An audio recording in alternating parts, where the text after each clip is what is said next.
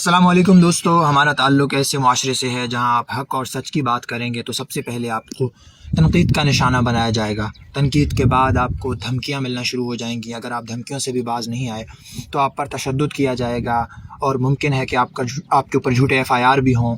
آپ پھر بھی باز نہیں آئے تو آپ کے اوپر قاتلانہ حملہ ہو سکتا ہے۔ آپ پھر بھی باز نہیں آئے تو آپ کو نقصان پہنچانے کی حد یہاں تک پہنچے گی کہ آپ کے گھر کو بھی جلایا جا سکتا ہے۔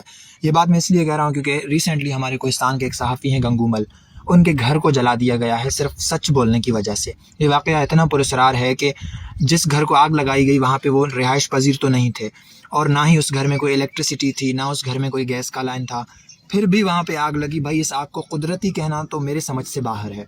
خیر، گنگو مل کوہستان کے وہ صحافی ہیں جنہوں نے ہمیشہ کوہستان کے مظلومیت کو بیان کیا ہے، وہاں کے بنیادی مسائل پہ بات کی ہے۔ سب سے بڑا مسئلہ جو کوہستان کا اس وقت ہے، جو نوجوان نسل اور بچے بھی اس کی شکار ہیں، منشیات کے حوالے سے انہوں نے جو کام کیا ہے، اس کو روکنے کے لیے جو آواز اٹھائی ہے، بہت ہی قابل تعریف بات ہے۔ لیکن شاید یہی بات کچھ پر اثر لوگوں کو اچھی نہیں لگی، ان کے دندھے بند ہو گئے، ان کو جو ہے ان کا کاروبار بند ہو گیا جو منشیات فروش تھے۔